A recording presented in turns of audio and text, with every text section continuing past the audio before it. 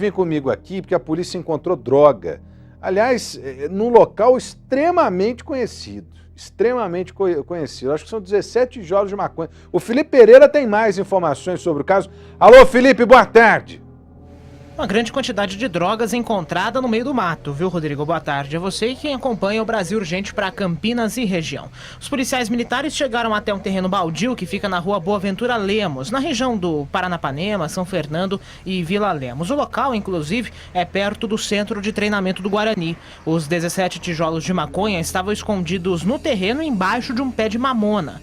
A suspeita da polícia, Rodrigo, é que os donos desse entorpecente se assustaram com alguma movimentação da PM e jogaram a droga no terreno para depois voltarem e fazer a retirada. Só que aconteceu um incêndio nesse matagal, viu, Rodrigo? E derreteu o saco plástico onde a maconha estava armazenada. A polícia chegou, recolheu todo o entorpecente e colocou nesse saco preto que nós vemos aí agora. O policial aí fazendo a contagem, inclusive, da quantidade de maconha. Não há uma contabilidade ainda do peso total dessa droga, mas com os outros casos que a gente já registrou, né, Rodrigo? O total apreendido pode chegar aí a 20 quilos. Toda a droga foi levada para o primeiro distrito policial. Até agora, ninguém foi preso. A polícia tenta descobrir, Rodrigo, quem teria deixado a droga embaixo do pé de mamona. E tudo isso só foi descoberto porque o mato pegou fogo. Ainda não se sabe se foi alguma pessoa que colocou fogo lá ou que pode ter causado esse incêndio. E aí o cheiro acabou chamando a atenção dos vizinhos, que chamaram a polícia e descobriram esses tijolos, viu, Rodrigo?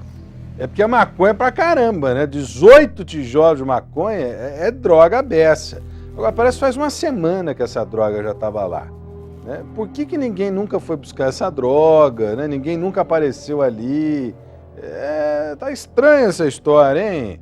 É lógico que a polícia continua investigando para tentar entender exatamente por que essa droga estava escondida ali nesse local. É importante que as pessoas denunciem, entrem em contato com a polícia, deem o máximo de informações sobre atividades que estão ocorrendo, né, ilegalmente. Tem o 181, que é o Disque Denúncia do Estado de São Paulo. Aqui em Campinas tem o 3236-3040, 3236-3040, né? Então faça a sua parte, contribua aí com o trabalho da polícia, para que a polícia possa, de uma vez por todas, né, estabelecer uma barreira entre o crime e a sociedade de bem, para que essa barreira não seja desfeita, né, e a sociedade refém do crime, porque hoje, infelizmente, a gente está refém do crime, às vezes a coisa acontece na nossa cara, no nosso nariz, as pessoas têm medo de denunciar. Com uma certa razão, o crime é violento, é bem verdade, mas a gente tem que, acima de tudo, exercer o nosso papel de cidadão e cobrar o Estado.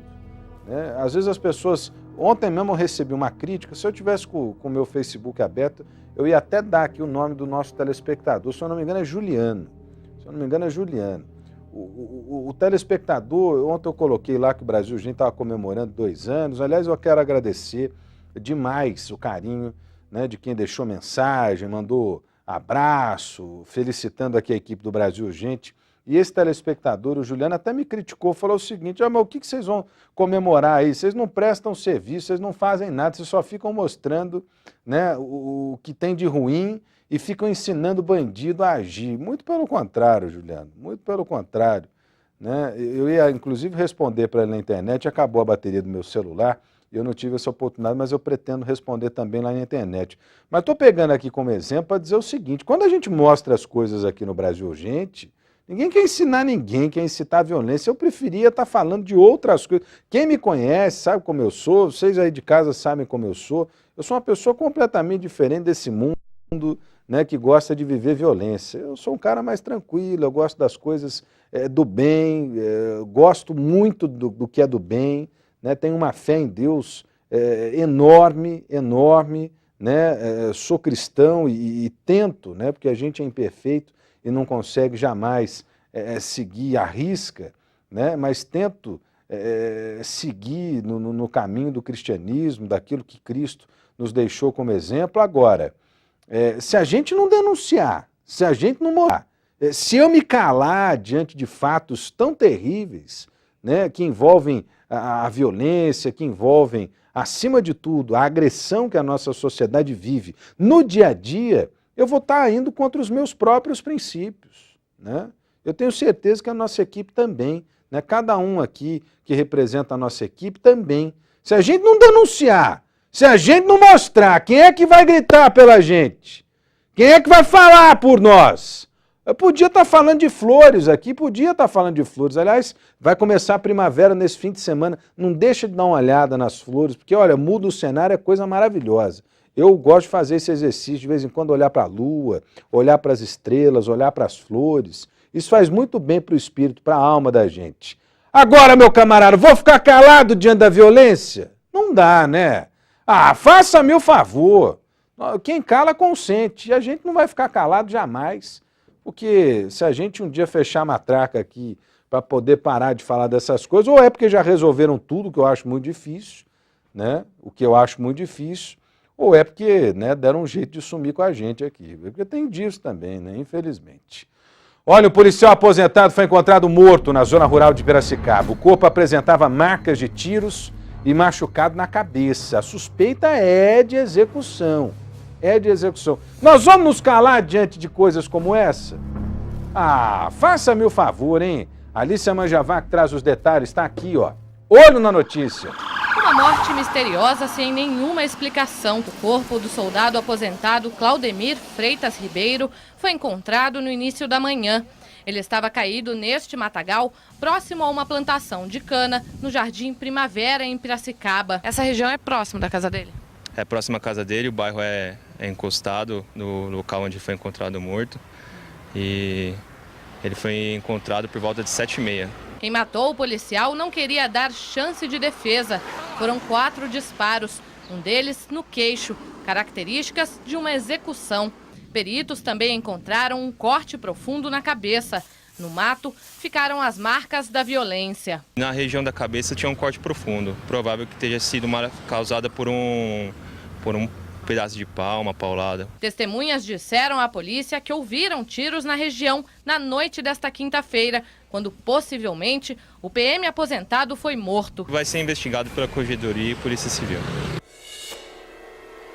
Olha, é mais um caso envolvendo oficiais da Polícia Militar. Esse aposentado, mas já, né, embora aposentado, embora fora da corporação, ainda representava, né, a PM, Uma morte misteriosa que a polícia investiga, né? Agora, como a Alicia disse aí na reportagem, são 4 tiros. É óbvio que tem características de execução, né? É óbvio que tem características de execução. Né? A quem é que esse policial aposentado estava incomodando? Uma pergunta que precisa ser respondida, especialmente numa região que tem vivido nos últimos meses, né, algumas histórias de violência. Essa região é do Bosque dos Lenheiros, não é? Região do Bosque dos Lenheiros. Se não é no Bosque, é bem na divisa ali. Né? E é uma região que vem experimentando casos de violência ao longo dos últimos meses. A polícia toda é dedicada a elucidar esse caso em Piracicaba. Vem comigo aqui, eu quero imagens do momento do acidente envolvendo um ônibus do transporte metropolitano aqui em Campinas, depois que esse ônibus acabou fechado. Porque é o seguinte, meu camarada, se você prestar bem atenção na imagem, você vai ver, o ônibus está na plataforma aqui na esquerda, o carro vem na pista da direita. O ônibus sai, dá a impressão de que ele fecha ali o carro tem que reduzir a velocidade. Está lá na bolinha lá, ó. Ele reduz a velocidade. Automaticamente o motorista vem para a pista da esquerda, enquanto o motorista do ônibus está na direita, ele emparelha ali, ó, cola do lado do motorista e vai dar uma fechada agora, ó. Fechou. Foi quando o ônibus acabou perdendo o controle e o motorista fugiu. Aparentemente, uma ocorrência desencadeada a partir da intolerância, a partir da violência do trânsito. Quantos casos a gente não vê aqui de motorista discutindo com motorista, o que não leva ninguém a lugar nenhum. Esse camarada aí está sendo procurado pela polícia porque ele poderia ter provocado uma tragédia. Vai caber que ele fechou o ônibus já está claro nas imagens. Ele fechou o ônibus, está lá. Agora, precisa saber se foi intencionalmente ou se ele fechou ao acaso. As imagens dão a impressão, somente a perícia e a polícia que vão poder dizer exatamente se foi isso, mas as imagens dão a impressão de que aí, ó, nesse momento ele se sentiu ofendido porque o ônibus estava saindo da plataforma e ele acabou tendo que reduzir a velocidade. Não é que foi fechado, reduziu a velocidade. Aí ele começa a acompanhar o ônibus, olha, coloca o carro do lado do ônibus, parece que tira satisfação lá com o motorista e joga o carro em cima do ônibus, só que o ônibus acabou pegando uma árvore e depois atingindo um muro. 33 pessoas acabaram feridas, né? 33 pessoas acabaram feridas. As imagens mostram, né, que houve o fechamento, que o ônibus de fato foi fechado. Então nós não vamos trabalhar aqui com êxtase de alta velocidade, já está praticamente descartada a hipótese de falha mecânica, né? O que disseram testemunhas, disse o motorista do ônibus ontem, ó, perdi o controle depois que fui fechado. Bate, confere, tá nas imagens. Aliás, imagens da Sincamp, a central de monitoramento aqui de Campinas. Resta a polícia agora, né, saber se foi intencional ou foi obra do acaso. Eu repito, dá para ver na imagem na sequência direitinho.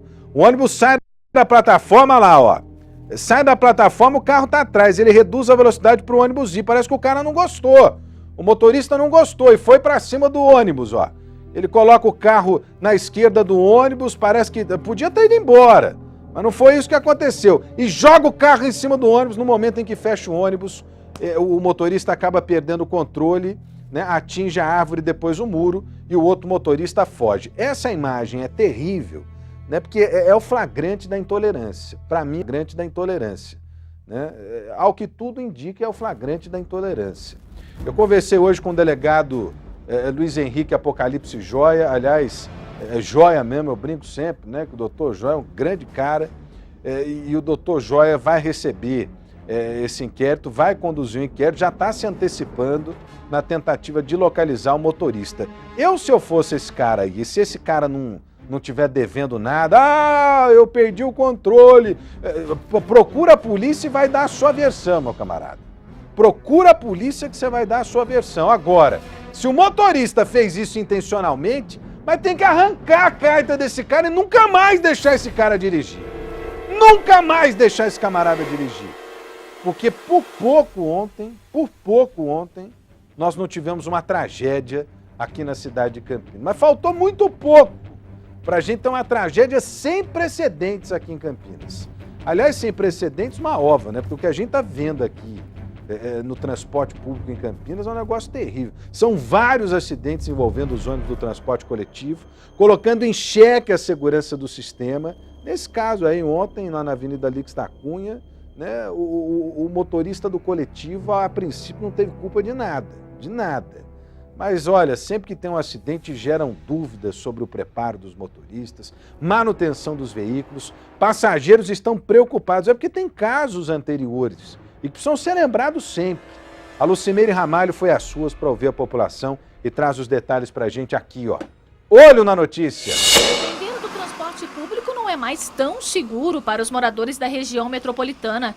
Acidentes envolvendo coletivos nos últimos meses deixaram os passageiros assustados. A gente anda com muito medo e preocupado, porque eles acham que eles andam com um monte de animal dentro do ônibus, viu? E não é por aí. A gente fica inseguro, né? Porque você muitas vezes vai se deslocar para ir do seu serviço, para fazer qualquer atividade rotineira sua, você não tem segurança, né? A ocorrência mais recente foi registrada ontem na Avenida Alix da Cunha, via expressa que liga a região do Jardim Pacaembu ao centro da cidade. Por volta das 2 da tarde, um ônibus intermunicipal da linha 708, que vinha de Montemor, bateu em uma árvore e depois se chocou com um muro, deixando 33 pessoas feridas. Para este especialista em trânsito, provavelmente o motorista tenha se atrapalhado na direção, depois de ter sido fechado por um Gol preto. A polícia está investigando as circunstâncias do acidente. Essas imagens gravadas pelo sistema de monitoramento da INDEC podem ajudar nos trabalhos, já que mostram o momento da colisão.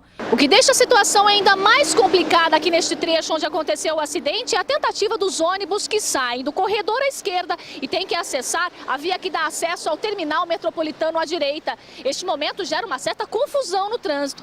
A situação seria: quem está ingressando na pista, ingressa em menor velocidade. Quem está no meio, um pouco maior. E o ônibus teria uma velocidade maior e também não poderia ser fechado. Ou seja, se todos dirigissem dentro da lei, não teríamos acidente. Esta foi a segunda ocorrência envolvendo ônibus na cidade em menos de 60 dias. No último dia 22 de julho, um veículo da linha 117, que fazia o trajeto da região do Ouro Verde para o centro, caiu do viaduto Cury, de uma altura de 5 metros. Uma pessoa morreu e outras 19 ficaram feridas. A chuva que caía no momento e a alta velocidade foram apontadas como fatores decisivos para a queda.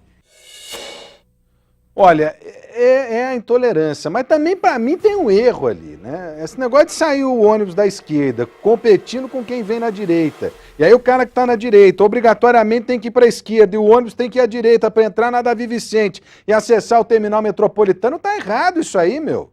Tá errado isso aí. Só não vê quem não quer. Só não vê quem não quer. E aí tem um problema. Eu pedi para separar aí, ô Vinícius, além dessa imagem, uma outra imagem que para mim é impressionante, que é daquela árvore, né? Porque ainda que o motorista fechado, o motorista do ônibus fechado, jogasse o ônibus para a direita, como ele fez, ele poderia ter escapado ileso, não fosse uma árvore que ele encontrou no meio do caminho também, viu? É bom deixar isso claro. É bom deixar... Olha lá o momento em que ele vai atingir a árvore, ó. O teto do ônibus, né? Faltou teto, ele acabou atingindo o tronco da árvore. Esse tronco tá praticamente deitado na pista. Tem só o detalhe da árvore aí? Atenção, Departamento de Parques e Jardins. Atenção, pessoal da Prefeitura. Precisa ficar de olho nessa árvore, meu camarada. Precisa ficar de olho nessa árvore aí, ô. Ah, faça-me o favor. É porque o ônibus pegou, o teto pegou a árvore, velho. Que a árvore tá caindo em cima da pista. Se não tivesse a árvore, talvez tivesse dado uma raladinha ali no muro, alguma coisa, mas a tragédia, né, ou o acidente poderia ter sido bem menor. Nós não temos a imagem da árvore aí, é isso? Não tem, né? Então tá aí a árvore, ó. A árvore tá caindo pro meio da pista lá, ó. Tá caindo pro meio da pista. Ah, faça-me o favor, hein? Essa aí é boa. Olha lá, ó. Como é que o teto do ônibus vai passar ali sem pegar na árvore, ó? Ô, cadê o pessoal que não viu essa árvore lá também, hein? Brincadeira, meu. Vem comigo aqui, ó. O Angeli tá ao vivo, vai trazer detalhes pra gente sobre o crime da mala, porque o suspeito que foi preso, o cara confessou que matou, né? Confessou que matou. Tá lá na delegacia de Bragança Paulista, parece que tem inclusive uma espécie de reconstituição fechada a respeito do crime, em que ele tá dando detalhes pra polícia de como fez. O Angelito já está comigo, me dá as imagens aí do cara preso, o Márcio. A Jéssica Thaís ainda está sendo procurada. Segundo a polícia, ela ajudou a matar a menina Renata, de 15 anos, esquartejar o corpo dela, colocar em malas que foram lançadas num lago em Bragança Paulista. Hein, Angelito, como é que está a movimentação da polícia? A polícia fazendo essa reconstituição aí em Bragança Paulista, não é isso, Angelito?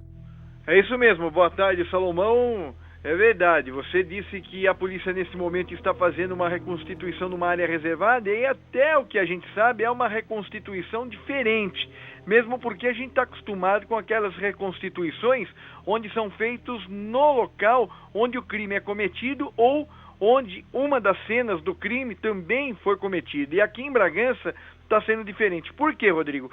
Porque o local onde aconteceu o esquartejamento da jovem Renata em São Paulo, este local já passou por reformas e acabou sofrendo uma alteração aí, né, do cenário passado. Por isso, esta reconstituição, toda ela diferenciada aqui em Bragança Paulista. Tanto que eles estão fazendo numa área cercada, numa área isolada, estão preservando também o local. E nesta reconstituição, Rodrigo, está participando uma adolescente também, mais uma jovem, mais uma menor que teria participado aí indiretamente neste dia em que o Marcelo acabou esquartejando a Renata em São Paulo. Ao menos sendo ouvida neste momento, mais uma pessoa participando desta reconstituição que eu digo é diferenciada, claro, até aquelas que a gente está acostumado, essa daí uma reconstituição diferente, Rodrigo. Essa adolescente que ao menos testemunha. Agora eu acho que para a polícia não tem mais dúvida, velho.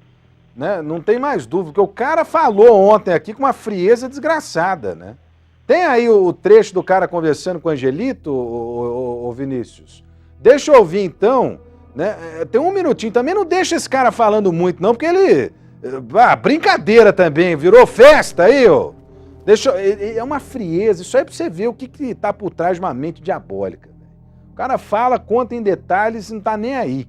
Vai, deixa eu ouvir aí, olho na notícia. Ele foi cometido em São Paulo, foi o que eu falei, e eu, naquele momento, eu foi muito rápido, eu bolei de cortar, fazer tudo aquela coisa ruim. E eu não tinha o que fazer, como esconder. Eu não sabia, eu nunca fui um assassino, não fui nada. Então eu achei a melhor forma de tirar dali. Eu pensei, como é que eu vou sair com o corpo na minha mão aqui e jogar dentro do meu carro? Então eu pensei isso, vou colocar e levo para algum lugar. E eu não tinha lugar. O lugar que eu conheço é aqui, que eu já morei. E achei que esse lago eu já morei e sabia que ele era totalmente diferente. E quando eu acabei chegando aí, eu vi ele de um jeito, só que o medo era tão grande de eu voltar com aquela mala e separado, que eu acabei deixando ali e seguindo embora. Eu não sabia se eu jogava ou se eu voltava, mas o medo era grande, porque se eu volto e me param, eu tô com um corpo. Então, naquele momento, eu só pensei e falei, vou jogar nesse lago e vamos, seja o que Deus quiser. Parece que eu cortei, então, tudo no lugar certo, porque eu não tenho mesmo, nunca mexi com faca. É estranha essa história desse cara também. Tira esse cara, porque ele também não merece ficar sendo ouvido aqui. A gente já deu a parte dele ontem. Ele já deu a resposta dele ontem. Ele tem que responder agora para a justiça. O Angelito, você conversou também com o delegado, porque o delegado está investigando a possível participação de outras pessoas e está na cola da menina lá também, que pode ter ajudado no crime, a Jéssica Thaís, que continua foragido, né? Ou foragida, hein, o Angelito? É verdade, Rodrigo. A Jéssica está foragida. Até aquela notícia que a gente trouxe ontem, aquela informação de que o próprio Marcelo teria passado para a imprensa que a Jéssica não estava com ele no Paraguai, foi desmentida por ele mesmo durante o interrogatório. Interrogatório que durou mais de 6 horas, Rodrigo. Começou por volta de 4h30 da tarde e se estendeu aí, foi por volta de 10h30, então isso terminou. Quer dizer então que a aparição aí dessa menina, da Jéssica Thaís, é rápida, vai acontecer logo, né, Angelito? Vai acontecer, porque ela já ligou por 2 vezes para a seccional aqui de Bragança Paulista. Ela quer negociar aí a sua entrega, a sua rendição, não é? Ela quer estar acompanhada por um advogado, porque ela não está tendo como viver no Paraguai. Ela acabou confessando aí pro seccional que ela já está sem dinheiro. Ok. Angelito falando ao vivo aqui, muito obrigado e um bom final de semana, sempre trazendo as notícias da região de Bragança Paulista, né? Esse caso absurdo que chocou o nosso país. Vem comigo aqui, nós vamos para o intervalo que eu já estou atrasado, da Tenão está chegando na sequência. Não sai daí porque a gente volta já, hein?